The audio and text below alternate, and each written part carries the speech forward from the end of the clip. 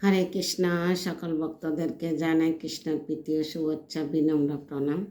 আজকে আমি শ্রীরামনবমী উপলক্ষে রামলীলা এবং রামের পরম ভক্ত গুণমহিমা বলার চেষ্টা করছি। সকলে কৃপা আশীর্বাদ করবেন। রামনবমী আসতেছে 6 এপ্রিল, রোজ রবিবার 12টা পর্যন্ত উপবাস আছে।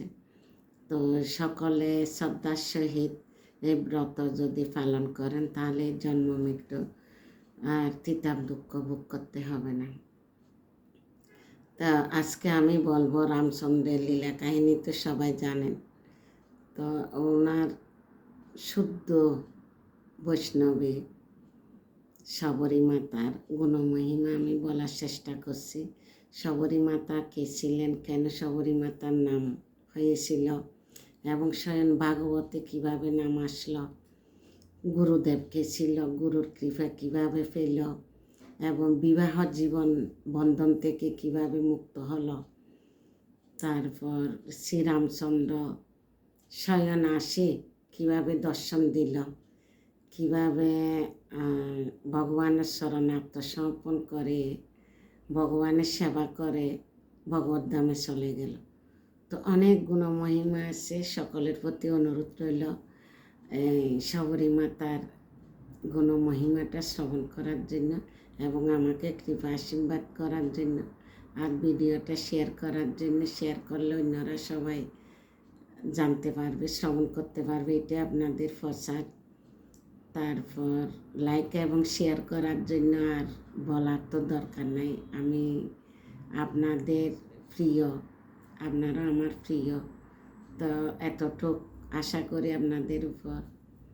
আমি আপনাদের জন্য সকলে যারা যারা এই ভিডিও দেখেন, লাইক শেয়ার করেন, আমি নরসিংহ দেবের চরণে তুলসী দিই যাতে আপনাদের ভগবত ভক্তি জাগ্রত হয়। হরে কৃষ্ণ।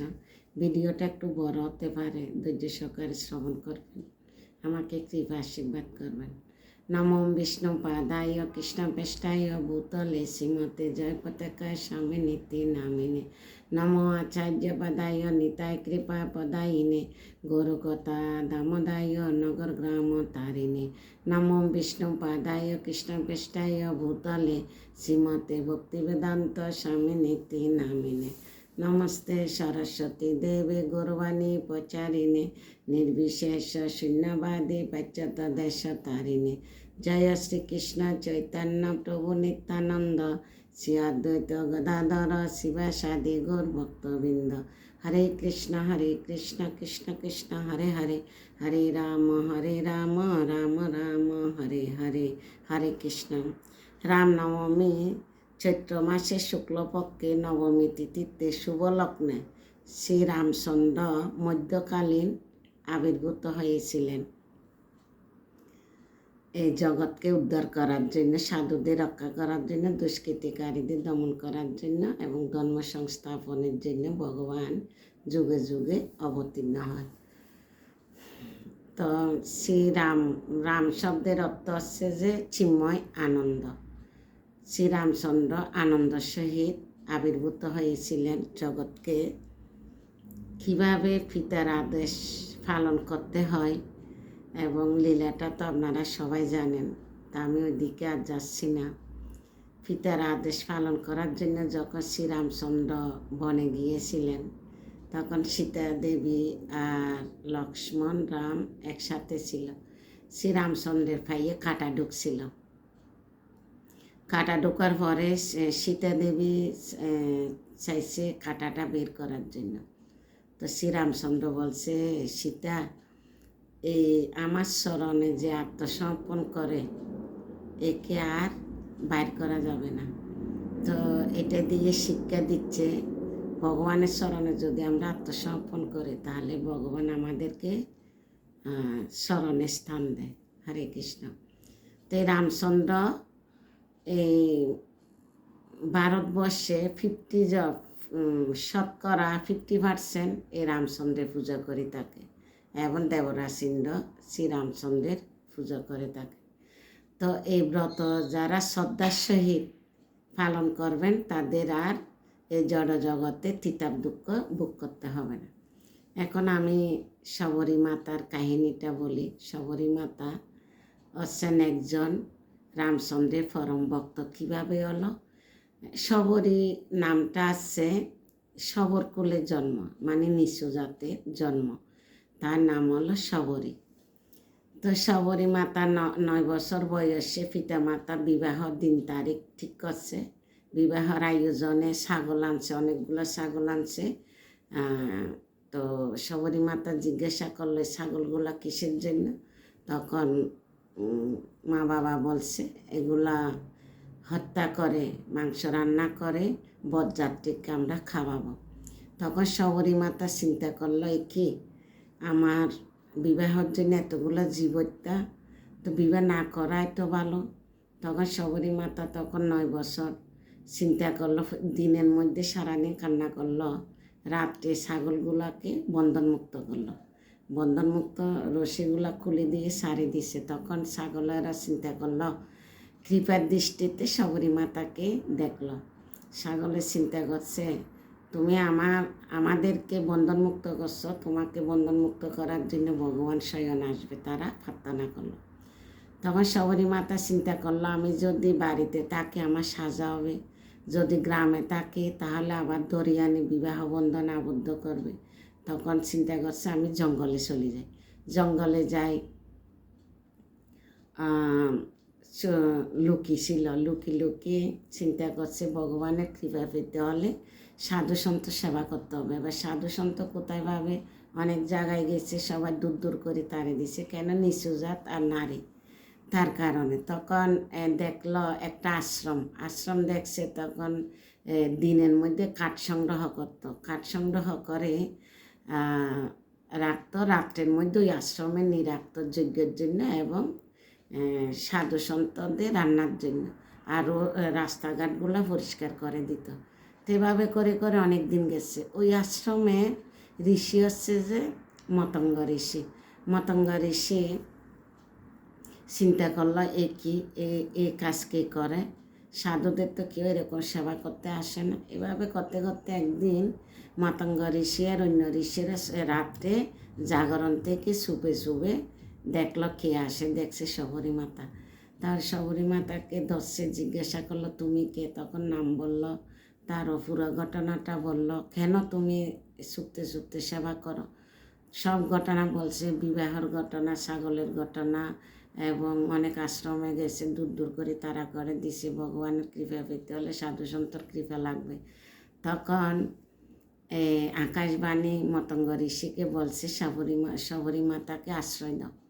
তখন মতঙ্গ ঋষি ওনাকে বলছে, তোমাকে চুরি করে আর সেবা করতে হবে না, তুমি সরাসরি সেবা করতে পারবে, এবং আমার আশ্রম তোমাকে আলেক করে কুটি বানায় দিছে। এবং অন্য ঋষিরা বলতেছে, কেন একটা নারীকে কেন আশ্রয় দিছেন? তখন মতঙ্গ ঋষি সব কিছু বলল। তারপর দেওয়ার পরে ওনাকে নাম দীক্ষা, মন্ত্র দীক্ষা দিছে এবং যথানীতি সেবা শুরু করছে। এবার মতঙ্গ ঋষির আকাশবাণী বলতেছে, তোমার রথ আসতেছে, তোমায় ভগবত ধামে যাওয়ার সময় গেছে। তখন এই কথা শবরী মাতাকে বলছে। শবরী মাতা কান্নাকাটি করতেছে, এ গুরুদেব, আমার তো কেউ নাই, আপনি আমাকে আশ্রয় দিচ্ছেন, এখন আপনি চলে যাচ্ছেন, আমি কীভাবে জীবন ধারণ করব? তখন গুরুদেবের আশীর্বাদ দিছে, আমি সেবা করে ভগবত ধামে যাচ্ছি, আর তোমার কাছে ভগবান রামচন্দ্র স্বয়ং দামসহ আসবে। তো এই গুরুর বাক্য নির্দেশ পালন করছে এবং মতঙ্গ ঋষি ভগবত ধাম চলে গেছে। শবরী মাতা রোজ ফুল তুলি সাজাতো। গুরুদেব বলছে রাম আসবে, গুরুদেব বলছে রাম আসবে। এই লীলাটা তো আপনারা দেখছেন রামচন্দ্রের কাহিনীতে। তারপর আমি সংক্ষিপ্তভাবে বলে যাচ্ছি, কেন কি ভিডিও বড় হয়ে যাচ্ছে। তারপর ফুল সাজাচ্ছে, এবার রাম লক্ষ্মণ সীতা আসছে, রাম করতে করতে আসে, মানে অনেক ঋষিদের আশ্রমে ঘুরে আসছে। এর মাঝখানে আবার আরেকটা শবরী মাতার লীলা আছে, ওইটা বলি। তো অনেক ঋষিরা আসে, এক ঋষিদের পুষ্করণী জলগুলাতে সাপ হয়ে গেছে, আর তারা ইউজ করতে পারতেছে না। তখন শ্রী রামচন্দ্রকে বলছে, রামচন্দ্র বলছে যে নিশ্চয় তোমরা কোনো বৈষ্ণব অপরাধ করছো। তখন বলে চিন্তা করি দেখো, চিন্তা করি দেখি, বলতেছে হ্যাঁ শবরী মাতাকে আমরা নিন্দা করছি, তুমি বিধবা, তুমি নিচু জাত, তুমি জলে স্পর্শ করলে আমরা অপবিত্র যাব। তার কারণে তো বলছে যে এখন এটা আমার হাতে নেই, যার যার কাছে অপরাধ করছো তাকে আনি জলে স্পর্শ করালে তাহলে জলগুলা পবিত্র হবে এবং সাপগুলা চলে যাবে। তখন এই ঋষিরা দোলনা নিয়ে মানে ডাকডোল কীর্তন করতে করতে শবরীমার আশ্রমে যায়। শবরীমা তাকে প্রণাম করে এবং ক্ষমা চেয়ে সব গুণমহিমা বলে শবরীমা তাকে আনি জলে স্পর্শ করাইছে, তারপরে জল থেকে সাপগুলো চলে গেছে। তো এটা বৈষ্ণব অপরাধ খণ্ডন করছে। তো উনি তো স্বয়ং ভাগবত শবরী মাতা। এবার রামচন্দ্র আসছে, রামচন্দ্রকে ফুল বিছানা ফুলের রাস্তা দিকে নি বসাইছে। শবরী মাতা কুল বা বড় খেয়ে খেয়ে রাখছে, আদা খেয়েছে, আবার শ্রীরামচন্দ্রকে দিছে, রামচন্দ্র খেয়েছে, লক্ষ্মণ কিন্তু খাই নাই। তো তখন এই বড়ইটা মানে মন্দাচল পর্বতে মনে হয় ফাঁক মারি ফেলছে, ওখান থেকে গাছ উঠছে। লক্ষ্মণকে যখন যুদ্ধের সময় বান মারছিল তখন ওই পর্বতের গাছ আনি লক্ষ্মণকে পিষে ওষুধ খাওয়াতে হয়েছে, অনুমান আনছিল।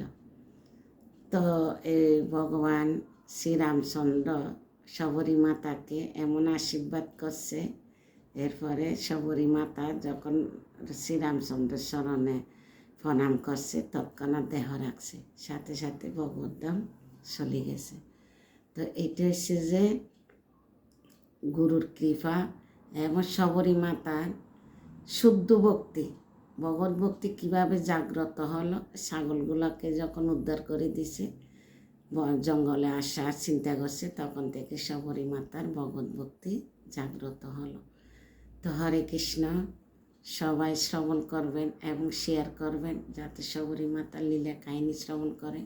রামনবমী সবাই পালন করবেন, শ্রীরামচন্দ্র লক্ষ্মণ সীতার যাতে কৃপা লাভ করেন। হরে কৃষ্ণ, সবাইকে প্রণাম, ভুল ত্রুটি মার্জনা করবেন।